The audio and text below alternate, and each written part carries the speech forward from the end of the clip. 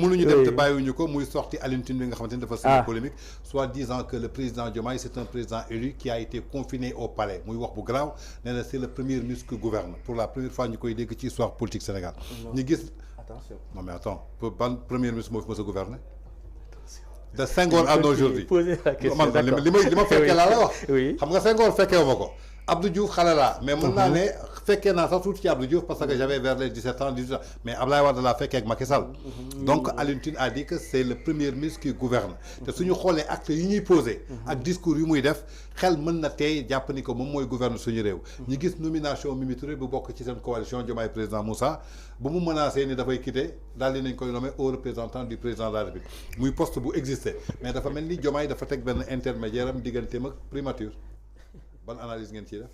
waaw xam nga lu tax ma dee sax li nga ni Mimi dafa menacé quoi. ku menacé rek ñu jox ko Dame Mbodj moo menacé ngeen jox. non je crois que le président Diomaye Faye. Imam Dramé menacé na mais kenn déggootu ko wax est-ce que compalu leen. waaw mais le président Diomaye. def naa ni bon nee na moom pression yëngalu ko. kii de dafa ne je vais quitter même pas une semaine ñu noonu. waaw non xam naa dafa coïncider. Diomaye dafa kii président moom man président xam naa ni dafa tombé. décret moo bindoon ko Mimi wax. mënu ko woon delloo ginnaaw quoi.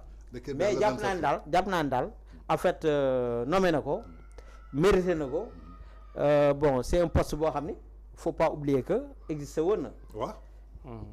Niass lan ko joxoon.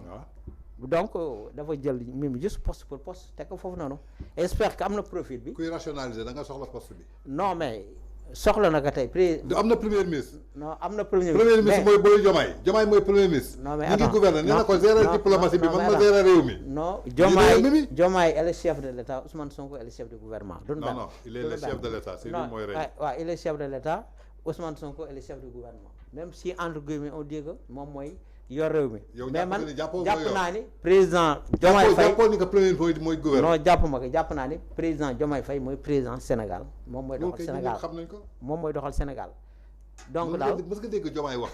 non mais attends est-ce que mës nga dégg Diomaye wax xam nga nee noonu kilifa nay jëf lu bare di wax tuuti. jëful waxul. moom non mu ngi si jëf. lan la jëf mu posé acte. non Diomaye lan la jëf des actes. ah non monsieur Tange je vous adore. man damay poser question. yéen man damay laaj dama ne lan la jëf. je pose des questions lan la jëf dama bëgg ne ma lii la jëf. non du benn du ñaar. wax ma ah li ma lu mu non jëf. xam nga ba ma la commencé limal ba léegi.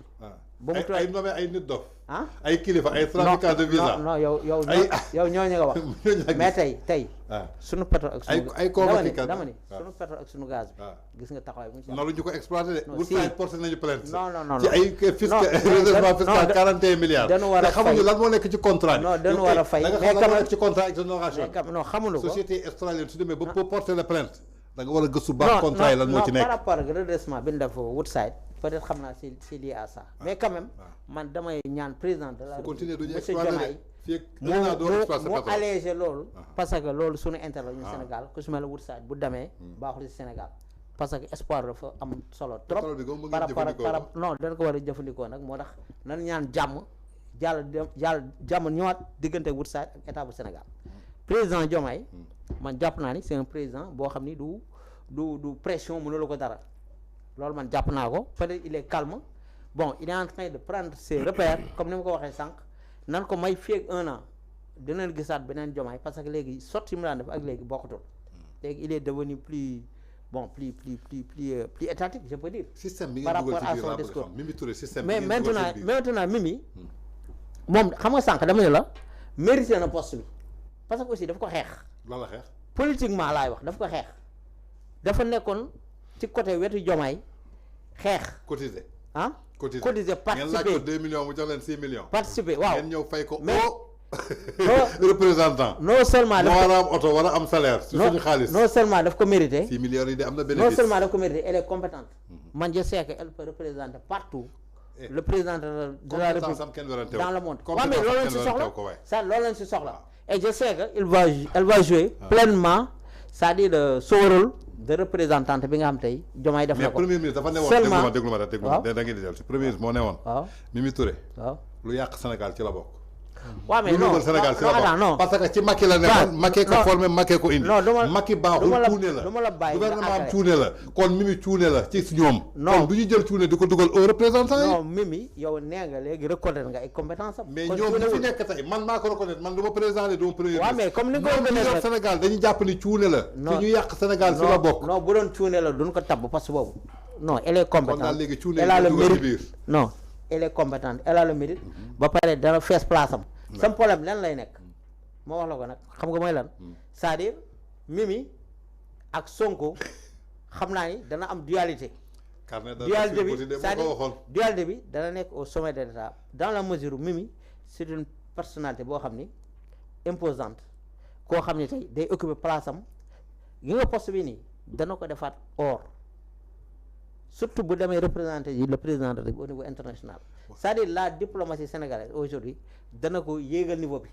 te loolu nag dafa manqué woon parce que quoi qu'on dise gars yi ñu ngi doog a ñëw amagoon expérience moo tax on a besoin de ces personnalités kon d'accord nga rupture amul rupture non xam nga rupture bi gars yi di wax rupture c'est-à-dire par rapport ak rationalisation des deniers publics ak yooyu mais pas prendre des personnes compétentes nga jox leen ay postes de responsabilité. d'accord temps bi xoj nañ nañu bàyyi Michel Ndong dellu si ci nomination Mimi avec la sortie de Alioune Tine que c'est le premier ministre qui gouverne le président est confiné au palais. alors mën naa ne pour dem ci benn point bi rek sàkkami na sama lanc ci wàllu nomination madame Aminata Touré donc sàkkami na sama lanc jarul may répéter yenn yi alors c'est Sonko qui gouverne. Sonko, c'est le Premier ministre. On nous dit, article 53 de la Constitution, le gouvernement comprend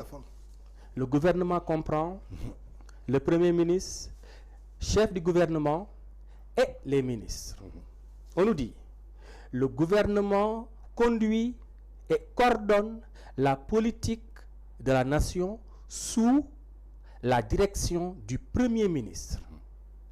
Quand on parle bu ñu waxee gouverner su du ma ko mën a du ma wax nguur mais ki nga xam ne mooy doxal politique bi nga xam ne président moo ko définir. C'est la Constitution qui dit le président de la République définit la politique de la nation. Kan moo koy mettre en œuvre? Le Premier ministre. C'est le Premier ministre. L'article 53 dit aussi il est responsable devant le président de la République et devant l'Assemblée nationale. moo mën a dem ba ñu indi ay destitution motion de censure ba gouvernement daanu su daanoo le président ne tombe pas mais c'est le Premier ministre qui tombe. On est d'accord? Ouais. Ça veut dire quoi? L'acte de gouverner, c'est l'acte de diriger. Et ici, on nous dit, sous la direction du Premier ministre. S'il est le chef du gouvernement, c'est le chef qui gouverne. Lan lañ doon gis dañ doon ne Premier ministre bi day bañ a agir balaa ñu koy ne tu travailles pour toi-même. Parce que lan da nga bëgg a xool sama siège ci rencontre am ak presse bi wax na ne bu Sonko xool bu mu ko catu qu'il ne lorgne pas na ko ne jàkk. Ça veut dire quoi? Lui il dit j'ai le meilleur Premier ministre. Sonko dit c'est un bon président. Tey jii nii mën naa ne si le Premier ministre ne gouverne pas, qui gouverne? Qui doit gouverner? Kan moo war a coordonner l'action du gouvernement? Si ce n'est le Premier ministre qui doit coordonner ça. Alors mais donc, quand on dit c'est lui qui gouverne, ça dafay dugg ci li nga xamante ni du responsabilité. Comme la politique diplomatique. Comme lan yoonam newu ci daf ciy wax. Notre politique militaire daf ciy wax te yoonam nekku ci. C'est destiné uniquement au président de la République. Lui, il coordonne les actions du président de la République avec son gouvernement. Donc c'est différent que Aliou Tine li mu wax, c'est le Premier ministre qui gouverne. Alors c'est-à-dire que dañuy dem am système Angleterre. xam nga fi ma waxee. Non. dama koy accepter rek parce que communicant nga. mënu ma ne. su ma newoon sa place yi nga tontu lay tontu.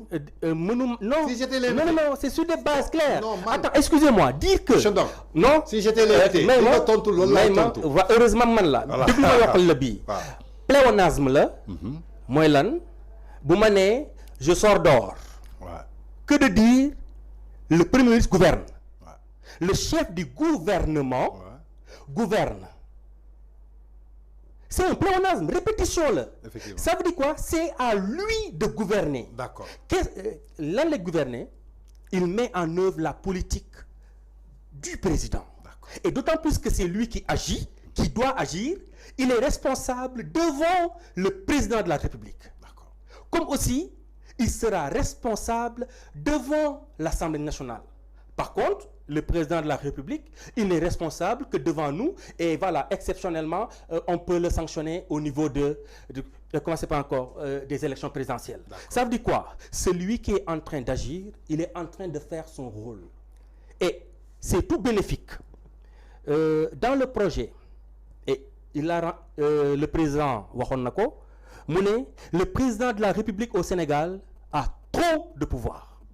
Je répète, le président de la République du Sénégal a trop de pouvoir.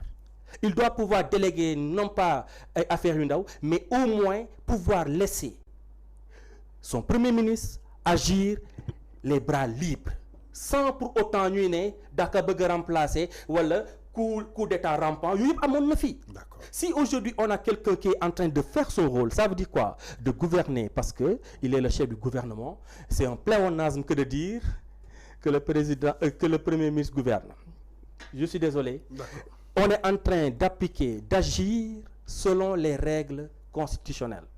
Si de l'article 53 à l'article 57, on nous parle du Premier ministre de la Constitution. L'article 53 à l'article 57, le Premier ministre dispose de l'administration.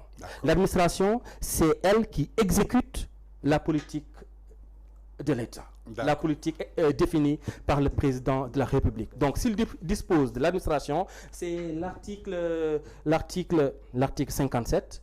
Si on dit que le Premier ministre dispose de l'administration, le président ne dispute pas l'administration avec son Premier ministre. Au contraire, il le laisse gouverner. Lui, il donne des directives et il s'attend à ce que ces directives soient exécutées, soient mises en œuvre par son excellent Premier ministre, qui est notre cher leader, le président Ousmane.